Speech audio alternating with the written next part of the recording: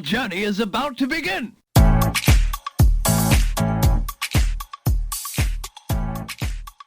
Hello à tous et bienvenue dans Happy Healthy Funky, le podcast pour oser la réinvention professionnelle et enfin kiffer sa vie pro. Je suis Nathalie, entrepreneur, coach en épanouissement et experte en marketing authentique. J'aide les femmes qui se sentent démotivées et en perte de sens dans leur job à créer l'écosystème professionnel qui leur ressemble et qui les épanouit. Que ce soit en changeant de poste, en bifurquant de voie, en se lançant dans l'entrepreneuriat ou un subtil mélange de tout cela. Dans l'épisode du jour, on parle de connaissance de soi, de confiance en soi, d'émotions et de nouveaux horizons. On aborde de vrais sujets de vie pour nous questionner, nous inspirer et tendre vers l'épanouissement professionnel et au-delà, pour nous, les femmes modernes qui veulent vivre leur meilleure vie sans compromis. Allez, viens, je t'emmène avec moi.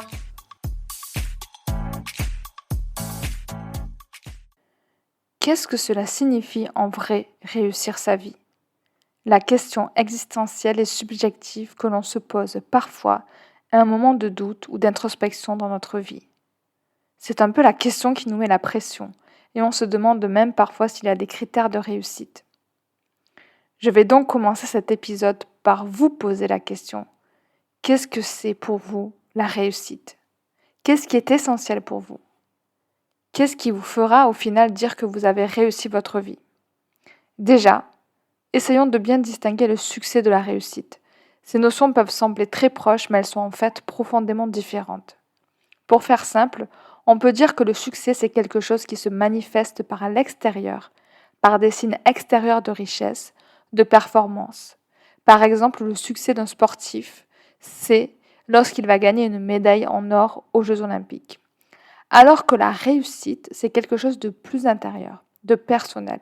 C'est pourquoi on a tendance à confondre les deux. Et c'est pourquoi aussi cela nous rend malheureux.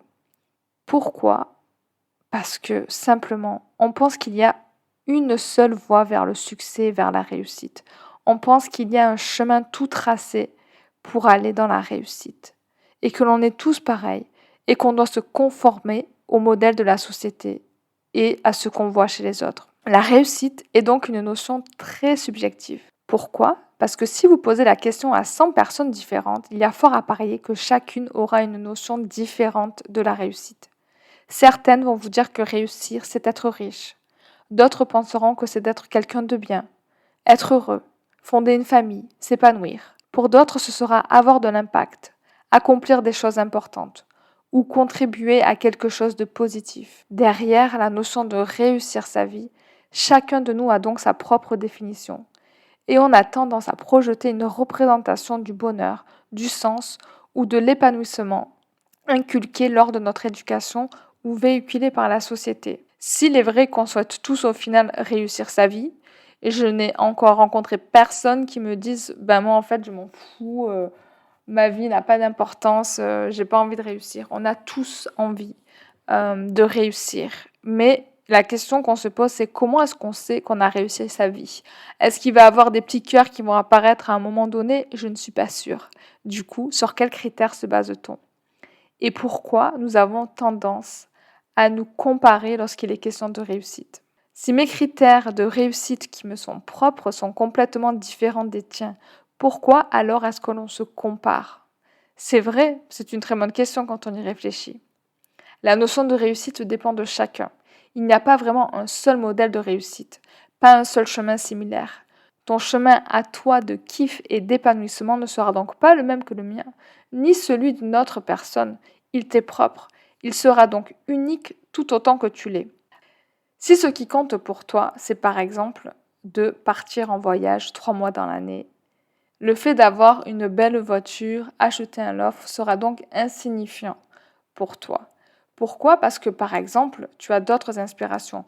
Tu souhaites économiser pour ce voyage et tu as d'autres intérêts. Tu veux par exemple, comme moi, rénover une ferme au Maroc et contribuer à développer quelque chose de particulier. Pour moi, ce sera un centre holistique, Happy Healthy Funky, où je pourrais regrouper mes multifacettes et où je pourrais mettre en œuvre tout ce qui me fait vibrer. Maintenant que nous avons bien mis en évidence la notion de réussite subjective et propre à chacun, on peut se demander alors pourquoi cette idée de réussite, de réussir sa vie nous importe autant. On parle souvent de cases à cocher. Pourquoi ? Parce que la publicité, le cinéma, les films et les réseaux sociaux nous ont longtemps raconté la même histoire. Est-ce que cela te parle à toi aussi ? On a tous reçu l'idée que la réussite, c'est d'avancer sur un chemin tout tracé, c'est-à-dire aller à l'école, bien travailler, avoir des diplômes, avoir un bon travail en CDI si possible, et acheter une maison avec le mari qui va bien, faire des enfants, fonder une famille et avoir un crédit sur le dos. Une vie bien rangée, sans grandes aventures, avec une bonne situation et le plus de sécurité possible. Ce modèle de réussite est celui que nous avons vu et reçu depuis notre plus jeune âge, et c'est ce qui nous paraît normal pour nous. Notre entourage, la société. En fait, c'est la norme en quelque sorte. Cette réussite, justement, est souvent imposée par l'extérieur, par la société, comme je viens de le dire.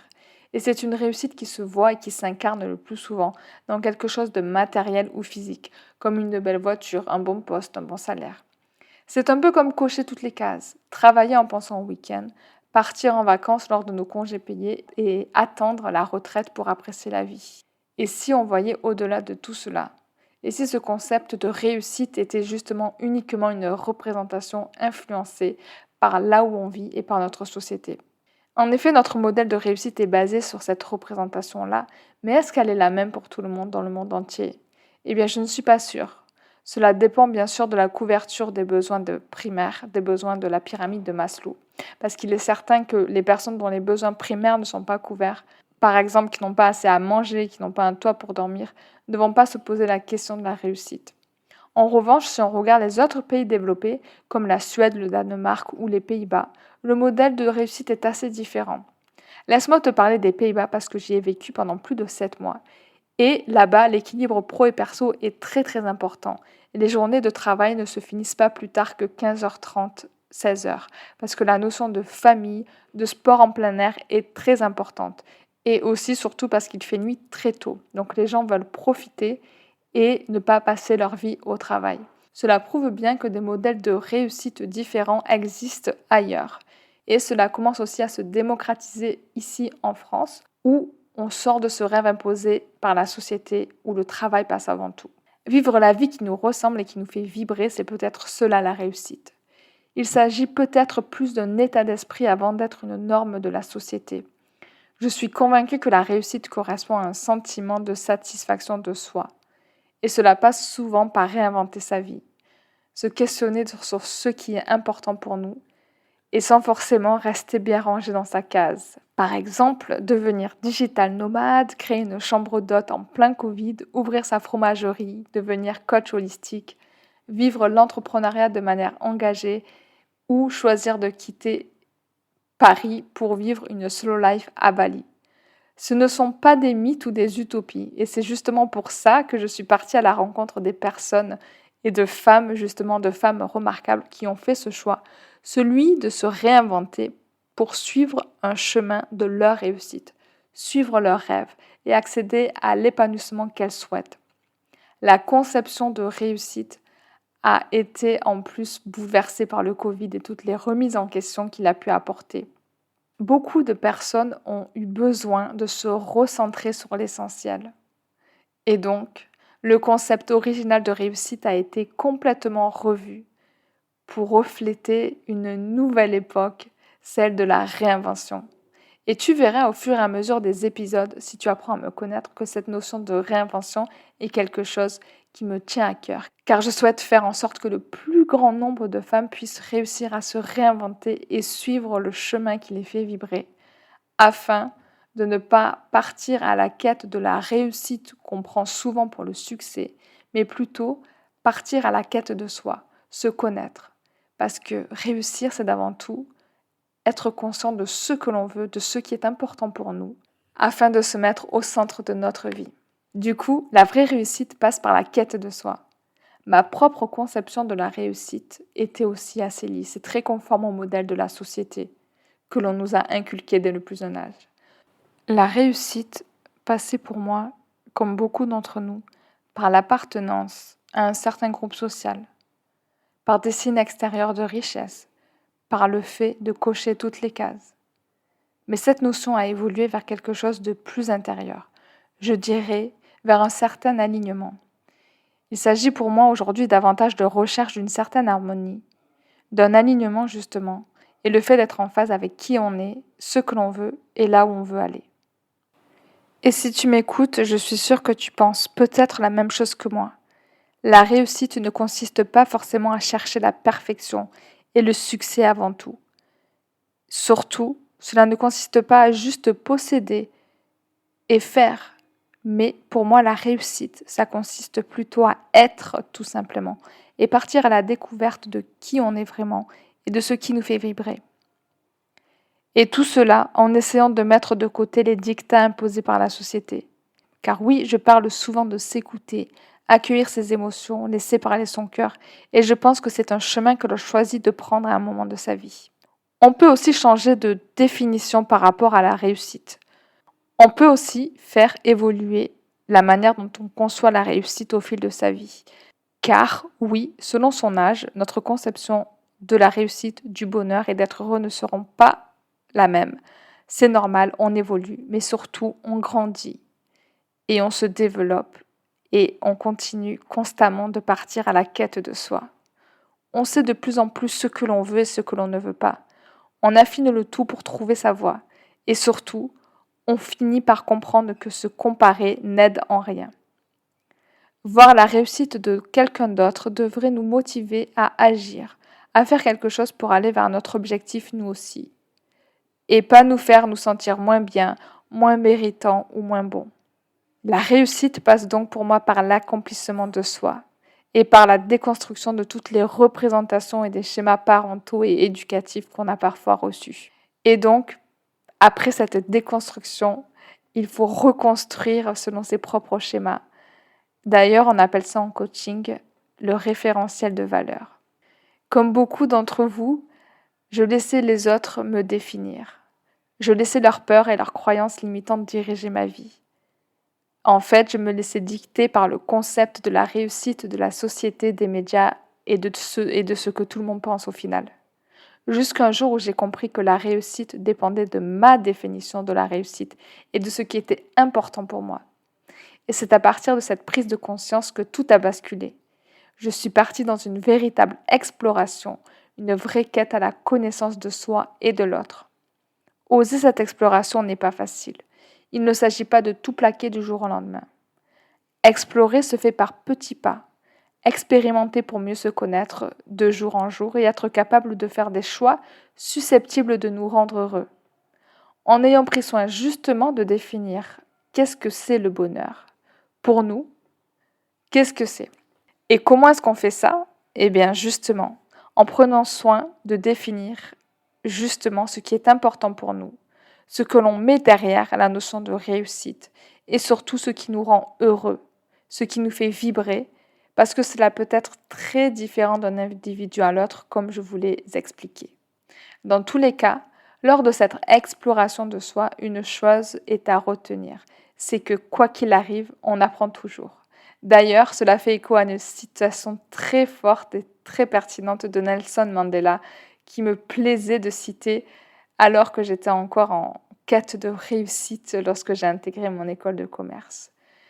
Je disais toujours, je ne perds jamais, soit je gagne, soit j'apprends. Mais cette citation, je vous la transmets aujourd'hui car je pense qu'elle est très très très vectrice de sens. Ce sont donc ces notions de progrès et d'apprentissage, d'évolution qui semblent au cœur du sentiment d'accomplissement. Et donc, on a vu que par rapport à la notion de réussite basée sur le matériel du début, on en est très très loin. Du coup, comment évaluer alors lorsqu'on a réussi, lorsqu'on est dans cet accomplissement de soi? Eh bien, c'est assez complexe, mais les éléments que j'ai pu recueillir auprès des femmes que j'ai accompagnées et que j'ai interrogées jusqu'à présent, c'est que la réussite et l'accomplissement de soi, ça passe par être véritablement soi-même, se sentir sereine et en joie, être aligné, cœur, corps et esprit, avoir du plaisir, kiffer, se sentir utile. Se sentir accompli, c'est se dire que je me lève le matin pour quelque chose qui me booste et qui fait que je kiffe ma vie tout simplement, avec les petits bonheurs quotidiens. On est bien loin de la réussite avec strass et paillettes, la notion d'argent n'est même pas abordé par la majorité des femmes qui ont réinventé leur vie. Alors oui, l'argent est important parce que ça peut nous aider à accomplir nos projets, mais l'argent ne fait pas le bonheur. Il y contribue certes parce qu'il nous laisse le choix de pouvoir mettre notre énergie et notre matériel là où ça nous tient à cœur. On l'a vu, avant d'en prendre conscience, la réussite est d'abord ce que la société nous montre. Puis nous l'intériorisons, nous nous l'approprions, et une fois notre, elle évolue encore selon notre propre chemin, notre propre avancée. Pour finir, j'ai envie de te reposer la même question qu'au début de cet épisode. Qu'est-ce que cela veut dire réussir pour toi, après tous les éléments que je t'ai partagés? Tu as vu certainement que la réussite ne se contentait pas d'être uniquement un élément matériel, mais c'était un concept beaucoup plus vaste, qui était lié à la connaissance de soi, à l'accomplissement de soi et du sens qu'on donne à sa vie, dans tous les domaines qui nous sont chers et qui sont importants pour nous à un moment donné et qui peuvent évoluer avec le temps. Eh bien voilà, je te laisse avec cette pensée. Le fait que pour s'épanouir aujourd'hui, cela ne veut pas dire forcément suivre le modèle de réussite qui nous a été imposé par la société ou que notre entourage a projeté sur nous. S'épanouir et réussir peut se faire selon ses propres codes, afin de créer son chemin, le composer avec ses pierres et le créer à notre image avec les conditions que l'on souhaite, pour créer parfois un équilibre, mais aussi laisser la place à l'expérimentation. On dit qu'on n'a qu'une vie, mais rien ne nous empêche de nous réinventer au cours de cette même vie et accepter les différentes facettes qu'elle peut nous offrir et rayonner tel que l'on est. D'ailleurs, pour t'aider sur ton chemin de réinvention, je t'ai préparé un guide que tu pourras télécharger afin de faire le point sur les différentes facettes de ta vie et te questionner justement au-delà de la réussite sur ce qui t'épanouit avec les 7 questions que j'appelle Power, qui sont hyper puissantes afin de faire un état des lieux de ce qui t'épanouit aujourd'hui et ce que tu as envie de changer. Tu verras, cela secoue un petit peu, mais c'est la première étape dans la quête de soi. Merci beaucoup d'avoir écouté cet épisode. J'espère qu'il t'aura aidé à avancer sur ton chemin, où que tu sois. N'hésite pas à venir me faire un petit coucou sur Instagram, @happySIfunky, à télécharger ton guide pour avancer vers ton chemin de kiff. Et surtout, si cet épisode t'a plu, n'hésite pas à me laisser un avis 5 étoiles afin de faire connaître Happy SIfunky au plus grand nombre.